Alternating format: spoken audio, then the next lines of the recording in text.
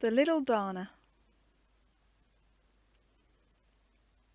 In days gone by there lived a poor widow who had brought up her only child so well that the little lass was more helpful and handy than many a grown-up person. When other women's children were tearing and dirtying their clothes, clambering at their mother's skirts for this and that, losing and breaking and spoiling things, and getting into mischief of all kinds, the widow's little girl, with her tiny thimble on her finger, could patch quite neatly. She was to be trusted to put anything in its proper place, and when meals were over, she would stand on a little stool at the table washing up the dishes. Moreover, she could darn stockings so well that the darn looked like a part of the stocking. The slatternly mothers, who spoilt and scolded their children by turns, and had never taught them to be tidy and obedient, used often to quote the widow's little girl to their troublesome brats and say, "Why don't you help your mother as the widow's daughter helps her?"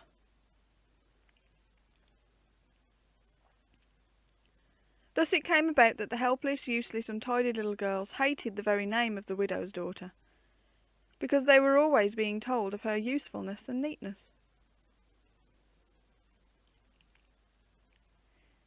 Now the widow's child often earned a few pence by herding sheep or pigs for the farmers, or by darning stockings for their wives, and as she could be trusted, people were very glad to employ her. One day she was keeping watch over 5 little pigs in a field, and not to waste time, was darning a pair of stockings as well, when some of the little girls who had a spite against her resolved to play her a trick. Near the field where the little maid and the pigs were, there was a wood, into which all children were strictly forbidden to go. For in the depths of the wood there lived a terrible ogre and ogress, who kidnapped all children who strayed near their dwelling. Every morning the ogre threw a big black bag over his shoulder and stalked through the forest, making the ground shake as he walked. If he found any truant children, he popped them into his bag, and when he got home his wife cooked them for supper.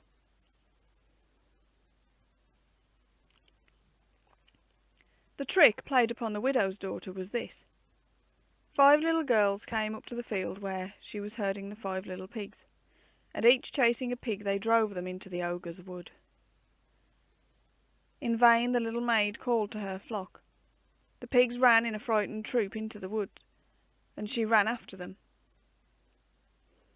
When the 5 little girls saw that she had got them together again, they ran in to chase them away once more, and so they were all in the wood together, when the ground shook under them, upsetting the 6 little girls and the 5 little pigs, and as they rolled over, the ogre picked them up and put them one after another into his bag.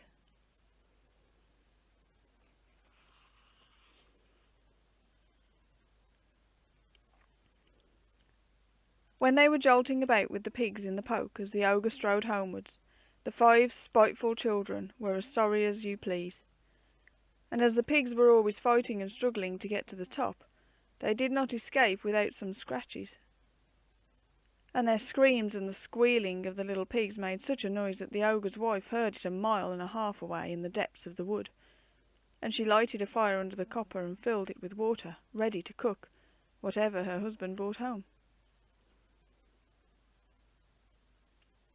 As for the widow's little daughter, she pulled her needle-book from her pocket, and every now and then she pushed a needle through the sack, that it might fall on the ground and serve as a guide if she should ever have the chance of finding her way home again.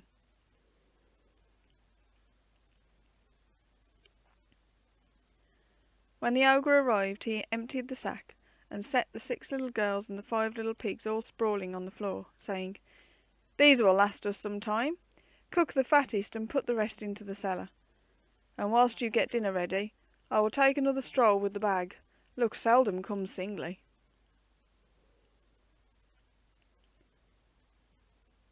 When he had gone, the ogress looked over the children, and picked out the widow's daughter, saying, "You look the most good-humoured, and the best tempered always make the best eating. So she set her down on a stool by the fire till the water should boil, and locked the others up in the cellar. Tears won't put the fire out, thought the little maid. So instead of crying, she pulled out the old stocking and went on with her darning. When the ogress came back from the cellar, she went up to her and looked at her work. "How you darn!" she cried. "Now that's the sort of thing I hate. And the ogre does wear such big holes in his stockings, and his feet are so large that though my hand is not a small one, I cannot fill out the heel with my fist. And then who's to darn it neatly, I should like to know? If I had a basin big enough to fill out the heel, I think I could do it," said the little maid. The ogress scratched her big ear thoughtfully for a minute, and then she said, "To lose a chance is to cheat oneself."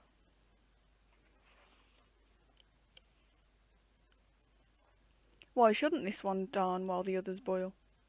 "Yes, I think you shall try. 6 days ought to serve for mending all the stockings, though the ogre hasn't a whole pair left, and angry enough he'll be.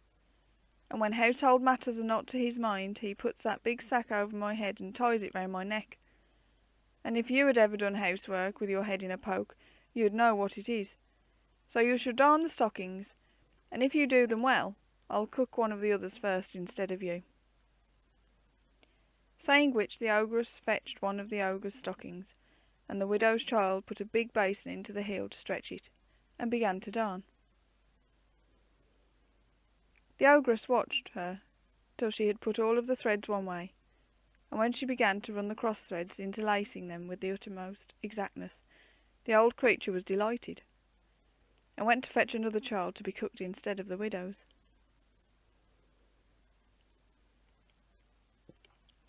When the other little girl came up, she cried and screamed so that the room rang with her lamentations, and the widow's child laid down her needle and ceased working. "Why don't you go on darning?" asked the ogress.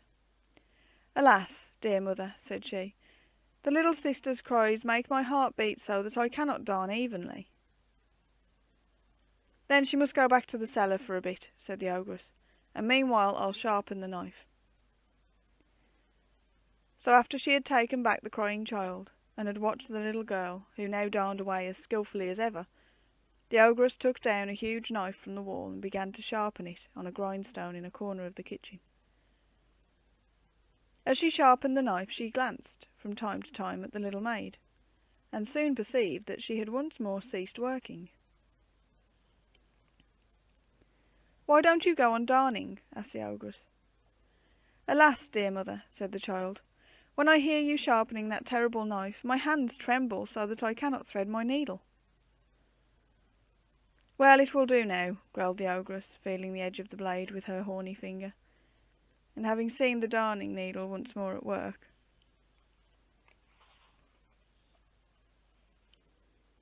She went to fetch up one of the children. As she went, she hummed what cook maids sing, "Dilly dilly duckling, come and be killed," but it sounded like the wheezing and groaning of a heavy old door upon its rusty hinges. When she came in with the child in one hand and the huge knife in the other, she went up to the little darner to look at her work. The heel of the ogre's stocking was exquisitely mended, all but 7 threads, but the little maid sat idle with her hands before her. "Why don't you go on darning?" said the ogress. "Alas, dear mother," was the reply, "when I think of my little playmate about to die, the tears blind my eyes, so that I cannot see what stitches I take. Wherefore I beg of you, dear mother, to cook one of the little pigs instead, that I may be able to go on with my work, and that a pair of stockings may be ready tomorrow morning when the ogre will ask for them. So my playmate's life will be spared, and your head will not be put in a poke."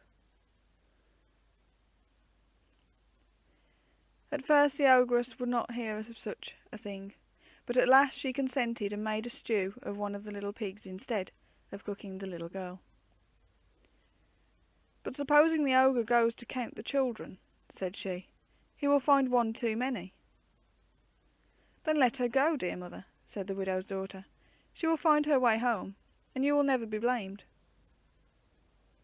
but she must stir the stew with her forefinger first," said the ogress, "that it may have a human flavour." So the little girl had to stir the hot stew with her finger, which scalded it badly, and then she was set at liberty, and ran home as hard as she could, and as the little maid's needle sparkled here and there on the path, she had no difficulty in finding her way. The ogre was quite content with his dinner, and the ogress got great praise for the way in which he had darned his stockings. Thus it went on for 4 days more. As the widow's little girl wouldn't work if her companions were killed, the ogress cooked the pigs one after another.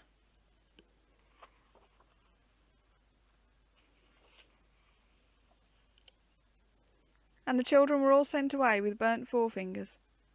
When the 5th had been dismissed, and all the pigs were eaten, the ogress said, "Tomorrow you will have to be stewed, and now I wish I had kept one of the others, that I might have saved you altogether to work for me. However, there is one comfort, the stockings are finished." But meanwhile the other children had got safely home, and had told their tale, and all the men of the place set off at once to attack the ogre, and release the widow's child. Guided by the needles, they arrived just as the ogress was sharpening the big knife for the last time. So they killed the ogre and his wife, and took the industrious little maid back to her mother.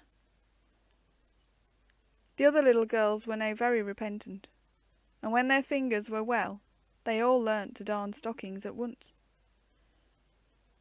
And as there was now no danger about going into the wood, it was no longer forbidden, and this being the case, the children were much less anxious to play there than formerly.